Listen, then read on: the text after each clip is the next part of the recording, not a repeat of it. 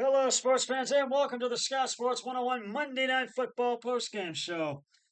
Well, also, this was what Atlanta uh, ex- expected out of 180 million lavished on Kirk Cousins. Certainly not a shaky effort like the 36-year-old veteran had in the opener, raising concerns in the loss about the quarterback's return from a torn Achilles tendon. Cousins calmed fears down the stretch and made all the clutch throws in Philadelphia. His counterpart Jalen Hurts could not and sent the he could not and sent the Falcons home winners.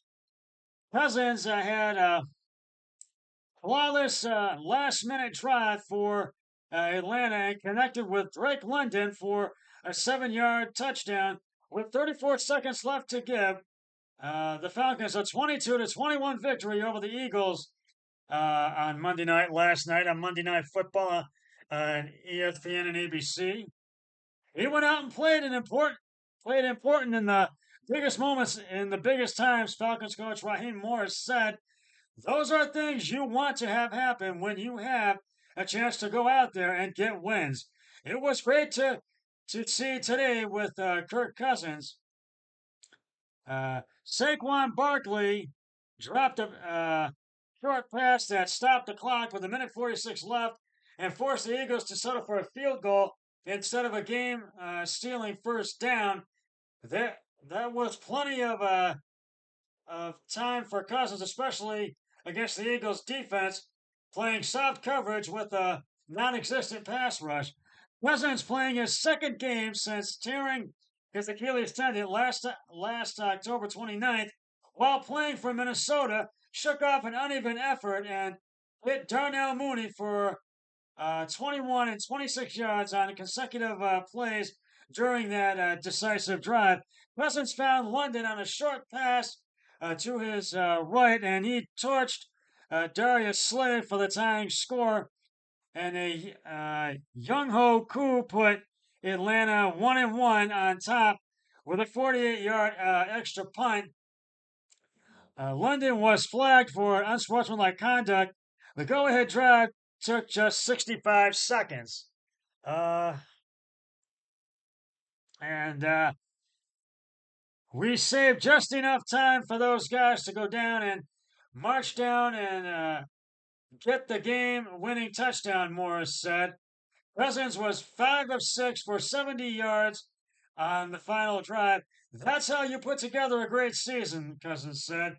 When you have uh, these games that could go either way, uh, you have to find a way to break away. That's the way this league is, and so when we can find those inches, it can really change the tale of the season.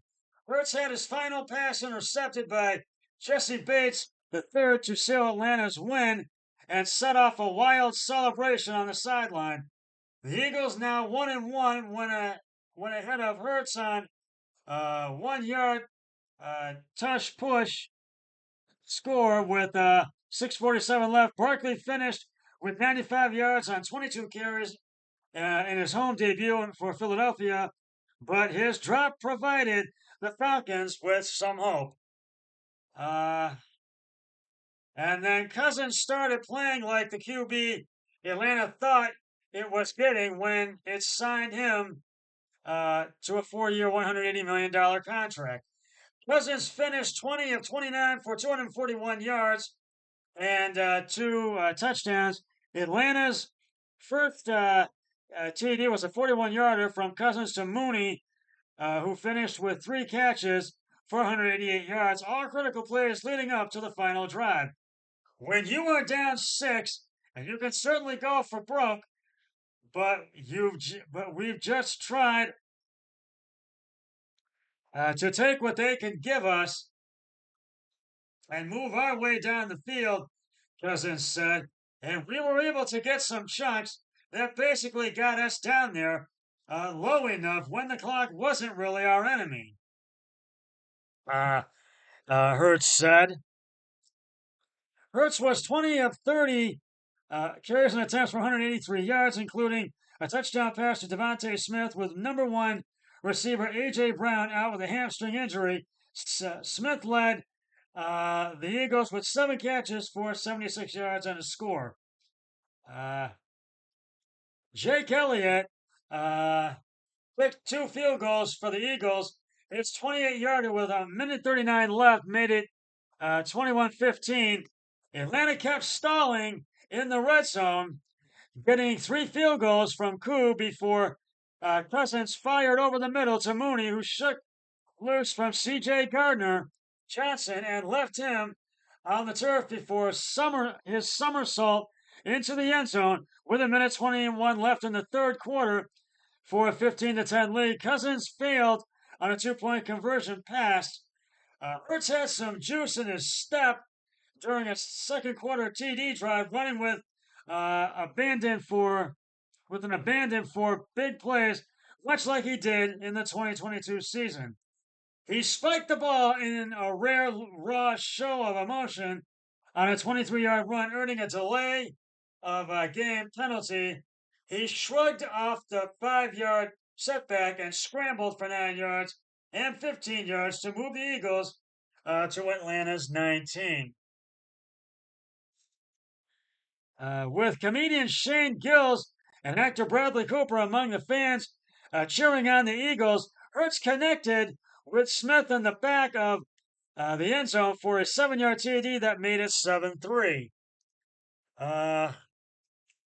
Who kicked field goals of 39, 22, and 34 yards. The last one enough for a 9-7 lead in the third quarter. They made a couple of more plays than we did down the stretch. We made some plays they made more. Eagles coach Nick Sirianni said, "That's all on us. That starts with coaching and goes to the players. We are all responsible for the loss." And rather than take a chip shot field goal from Elliott, the Eagles' 4th-and-4 gamble at Atlanta's 9-yard line in the first quarter failed when Hurts threw an incomplete pass. Elliott kicked a 29-yarder with 4:31 left in the third quarter for a 10-9 lead. Bijan Robinson ran for 97 yards for the Falcons. The Eagles stopped him late on a 4th-and-1 at the Atlanta 39. Barkley was quiet until the go-ahead drive a week after he rushed for 109 yards and scored 3 touchdowns against Green Bay. Eagles fans booed when the opening drive of the game ended with Barkley touching the ball. They went wild. When he had consecutive 9-yard runs to open the second drive. Barkley had 40 yards rushing in the first half. Former Eagles quarterback Nick Foles, who led the franchise to its only Super Bowl title, served as an honorary captain and led the crowd in a rendition of "Fly Eagles Fly." The Falcons played without linebacker Nate Landman, who had a calf quad. Atlanta hosts the Super Bowl champion Kansas City Chiefs on Sunday, and the Eagles play at New Orleans on Sunday. Both teams will look to go to 2-1. So this was one of those games where things came alive in the second half, and things just went wrong for the Eagles in the first half. But the Eagles had a chance and could not do it. Atlanta has got the win, so I give the game balls to the Falcons. Kirk Cousins, 20 of 29 carries and attempts, 241 yards, 2 touchdowns. Bijan Robinson. What did I just do? Bijan Robinson, I'll get back to this in a minute. I'm having a little technical problem. I'm sorry. Let me just get back here. And Bijan Robinson. All right, now back to the game ball. 14 attempts, 97 yards, and Darnell Mooney, uh, three receptions, one touchdown, 89 yards. They get the game balls. Both teams are now 1-1 on the season, but this was one game that went either way, and it was kind of a snoozer in the first half, but really came alive in the second half. So, and we have a great week of football coming up for week 3, which gets underway Thursday with the Thursday night football game. The New England Patriots are in East Rutherford, New Jersey, or at MetLife Stadium to take on the Jets in East Rutherford, New Jersey. That is where that game is at, I do believe, on Thursday night. Let me double check here. And I think that is where it is at. Yeah, MetLife Stadium in East Rutherford, New Jersey. That's where it is. And then on Sunday, the New York Giants are here in Cleveland to take on the Browns, and the Browns will look to go to 2-1. And the Bears are in Indianapolis to take on the Colts. They will look to bounce. The Colts will look to bounce back from the loss to the Packers last week. The Texans will look to go to 2-1 as they face Minnesota at U.S. Bank Stadium in Minneapolis, Minnesota. Philadelphia beat the Mercedes-Benz Superdome in New Orleans to take on the Saints. The LA Chargers are in at Heinz Field in Pittsburgh to take on the Steelers. The Denver Broncos are at Raymond James Stadium in Tampa, Florida to take on the Tampa Bay Buccaneers. The Green Bay Packers are at Nissan Stadium in Nashville to take on the Tennessee Titans. The Carolina Panthers are in Las Vegas to take on the Raiders. That starts the late games. I just did all the early games. Miami is in Seattle to take on the Seahawks. They'll look to bounce back from their loss last week to Buffalo last week. And rounding out the late games, San Francisco is at SoFi Stadium in Inglewood, California, to take on the Rams. And Sunday Night Football on NBC, the Kansas City Chiefs are in Atlanta to take on the Falcons. And we got a doubleheader on Monday Night Football this next week. In the early game, the Jacksonville Jaguars are in Buffalo to take on the Bills. That'll be at 7:30. And at 8:15, the Washington Redskins are in Cincinnati to take on Joe Burrow and the Bengals. So we got a great week of football coming up.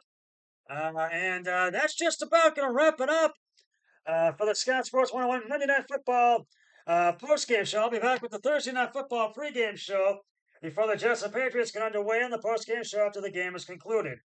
But until then, always remember, be a team player each and every day in every way possible. So long, everybody. 3, 2, 1. I'm done.